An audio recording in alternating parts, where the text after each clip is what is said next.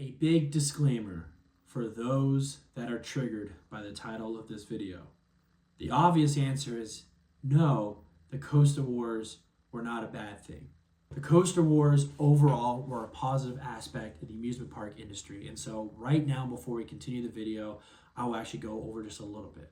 The Coaster Wars helped drive competition, especially among coaster manufacturers, to build bigger and better and more technologically advanced roller coasters. Some of the best roller coasters to this day, and some of our favorites as enthusiasts, were either built during or as a product of the Coaster Wars. But as enthusiasts, we already know that. We talk about how great the Coaster Wars over and over again. So I don't need to make a video on that. But I think we forget that there was a negative aspect to the roller coaster wars, and it definitely did harm parks in such a way that a lot of parks and park companies are still trying to recover from the dark side of the Coaster Wars. So that's what this video is all about, and let's go ahead and jump in. 1989, Cedar Point debuts Magnum XL 200. The slogan, "Even when you see it, you still won't believe it," was wholeheartedly true. I knew longtime Cedar Point fans that said they could not believe when they first saw Magnum XL 200. They had never seen anything like that. It was insanely shocking to see a coaster of that magnitude. It was the first coaster complete circuit, just an asterisk for the one that's in Japan, roller coaster to go over or have a height of 200 feet.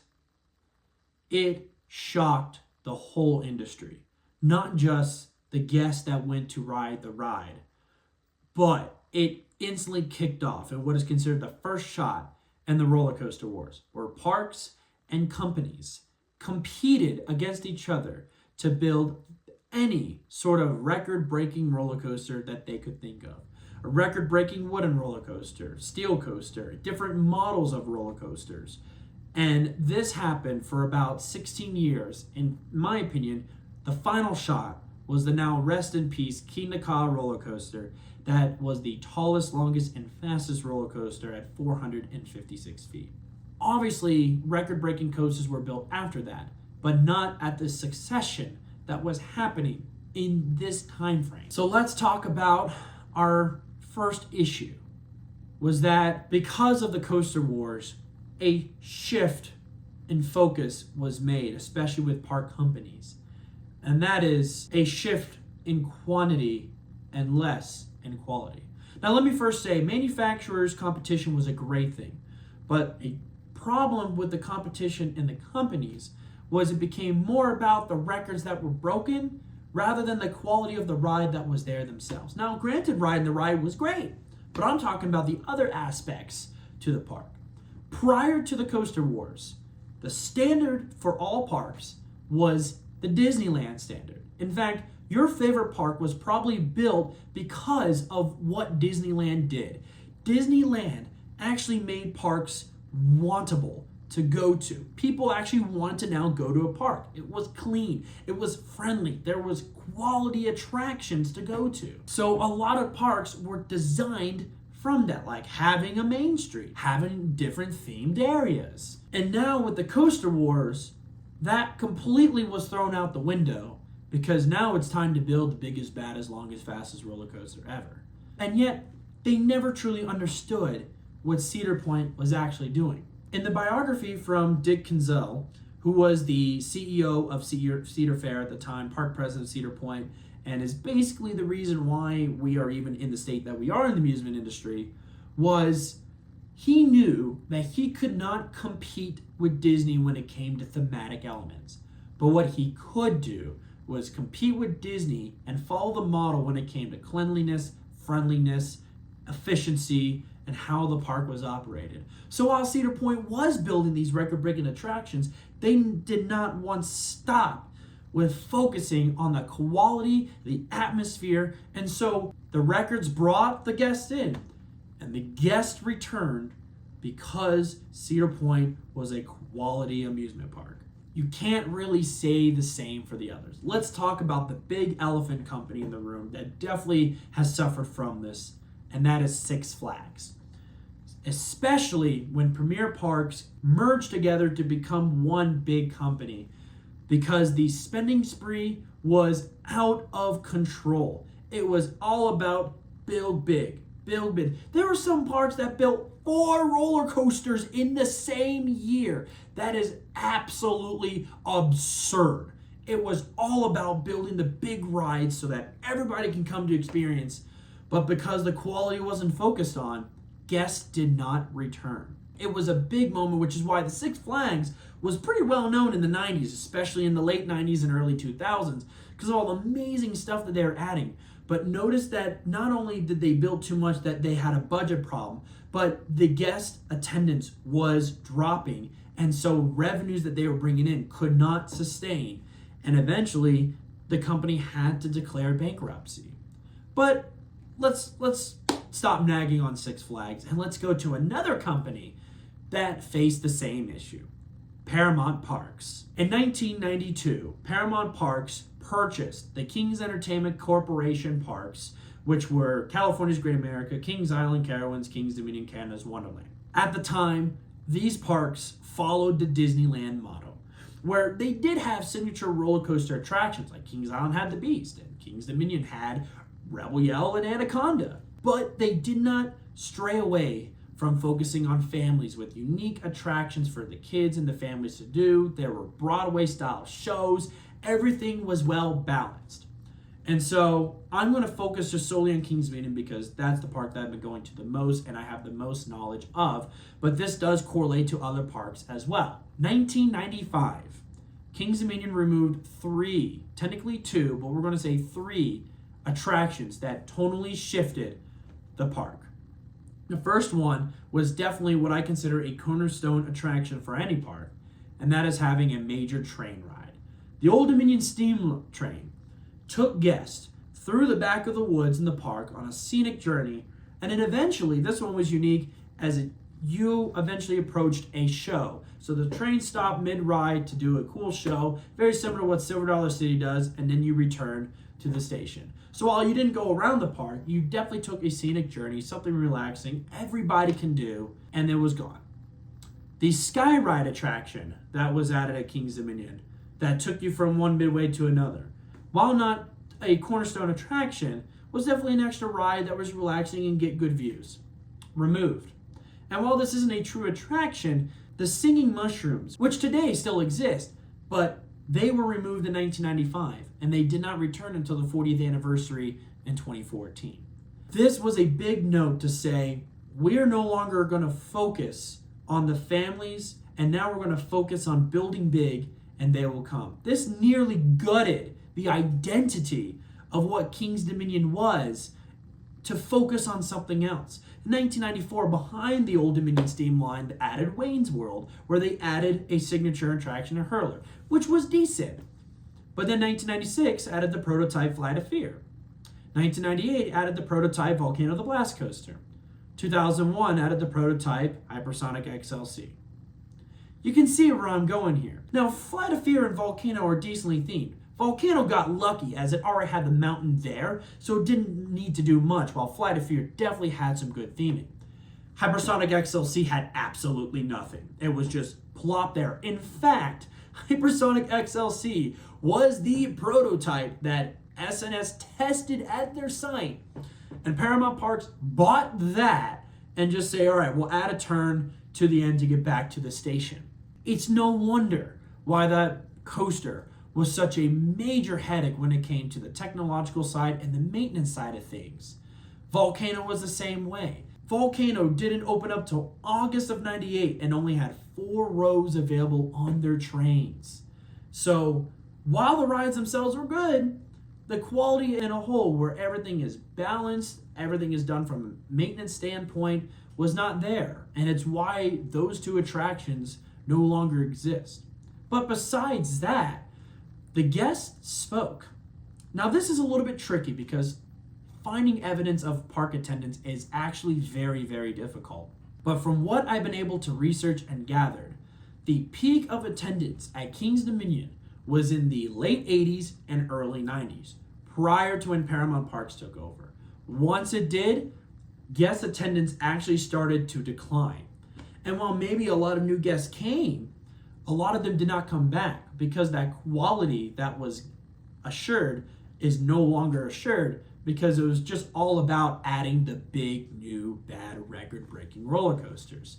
And it's been a long process to shift that and angle upwards and start to bring back guests to the park, which is exactly what Cedar Fair has been doing, which is why they've been focusing on the quality of what happens in the park rather than just adding the big thrilling roller coasters. So now we've looked at two companies and parks that suffered from it. But do we have any evidence of parks or companies that succeeded without entertaining us in the coaster wars? Yes, actually. I'm going to name two. One is a company and one is a family-owned park. Let's start with the family-owned park. Knoebels is a very well-known, amazing amusement park located in Pennsylvania that is so well known for its up-tier quality with some great food, some great prices, great guest experience, and overall everything is well balanced in the park. They never once competed in the roller coaster wars. From the coasters that exist now, their oldest one is Phoenix, that they debuted in 1985. Twister, I believe, was 1999. It was between 98 and 2001. I am blanking on it right in front of me, but that's when Twister was added. Flying Turns, which opened in 2013, was originally meant for 2006. Black Diamond was 2009. And then 2011 was the Kiddie Coaster. 2015 was their final coaster in Impulse.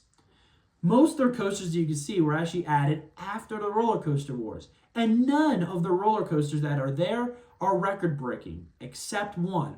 And that is the Flying Turns, as it is the only roller coaster of its kind in the entire world. And it was to pay homage to that kind of model that existed back in the 20th century. And yet, the park thrives to this day with high guest attendance, well-raved reviews, and it never once had to compete in the roller coaster wars. But let's look at a big company now, Disney. Disney not once catered to the roller coaster wars. None of their coasters even have those kind of records. What they did was stick to their model that they started with Walt Disney in Disneyland in 1955, which was quality and experience. The attractions had to have a storyline, have to have theming, maybe be technologically advanced in some way, shape, or form. So while they did add a lot of stuff because you need to add new attractions to bring people in, it wasn't just about, oh, this is the biggest, baddest roller coaster ever made. Instead, it was quality experience. Like, for example, Expedition Everest. They built a whole mountain and it had a whole storyline above it. And it was technologically advanced, was tested over and over again to make sure that when it opened to guests, it was ready to go and guests could have a peak tier experience. And so it's why to this day, the Disney parks are the most attended parks in the entire world. Now, you could be saying, well, they only get it because of the IP. And while there's probably some truth to that, here's a counter argument to that. The DC Comics, which is a very, very well-known and very popular comic series, is used at the Six Flags parks. Not just used a little bit, used a ton. There are many Superman the Ride, Superman-themed rides, Batman the Rides, Wonder Womans, Jokers, Riddles, Harley Quinns, all over the place. And yet not a single Six Flags park comes close to the attendance numbers that Disney does. Most Six Flags parks that we know of average around 3 million at best. And yet the Disney's worst, if I recall, is around 10 million. So that means not only are the Disney parks at their worst doing double what Six Flags was doing at their best. And so to me, when I see those numbers, that tells me that it's more than just about the IP. It's about the quality of the parks. If your parks are not up to standards where guests can enjoy and every one of the family can have a good time, those families are not going to return. Cedar Fair saw this and they realized that it is time to shift focus. The build big, they will come strategy has ended its purpose. And when Matt Weymouth took over in 2013, that was the tonal shift of Cedar Fair. It was a shift on focusing on the quality of enhancing the park experience rather than just solely bringing in the rides. Now, granted, they did, especially at the Paramount parks, because the Paramount parks genuinely just needed a quality top-tier attractions. But it was more than just adding the rides, which some enthusiasts are not big fans of, and which is why you'll get a lot of enthusiasts that say the older roller coasters were better than the ones that we're getting now, which I can kind of see, because there is a shift focus on the balance of the ride itself that everybody in the general public can do, rather than just what the thrill seeker wants. We do get those from time to time, but definitely not as often as we did in the Coaster Wars, which is one final thing I will talk about when it comes to a negative aspect in the Coaster Wars, is how coaster enthusiasts think of parks. It is a big thing in the coaster enthusiast community to focus solely on how good a park is by its lineup of roller coasters. I used to be this way too. And I totally respect and understand if your only reason to go to the parks are the thrilling roller coasters. That is totally fine. That is your opinion, and that is okay. And so if you prefer parks over others because of their coaster lineup, that is also okay. But please note that that is not how parks succeed in this day and age. We are, as much as we want to believe, we roughly make up 1%, if we're lucky, of the attendance that parks get. They need to focus on what the general public want. And what the general public want is for something that every one of their group of family can do and experience together. And so it's not about all these big bad roller coasters. The problem is there is a culture within the coaster enthusiast community that still believe that notion that parks can only succeed if they build the big bad attractions, and have definitely criticized the parks and the companies in this day and age for that reason. But while it's okay to only go to parks for roller coasters, be careful in how you think a park should or should not operate when it comes to their investment. And all this is because of what happened during the Coaster Wars. In fact, let's go back to Six Flags. When Six Flags recovered from its bankruptcy, they still kept the Coaster Wars mentality by adding an attraction to every single park every single year. It started off decent. We got examples like X-Flight, Lex Luthor, Apocalypse, and Six Flags America with some good theming, good quality attraction. But starting 2015, we get things like Larson Superloops, and now we're starting to add all these carnival-style rides that have a maintenance problem and don't necessarily bring out the good quality in a park. And once again, the Six Flags park started to suffer again when COVID came around.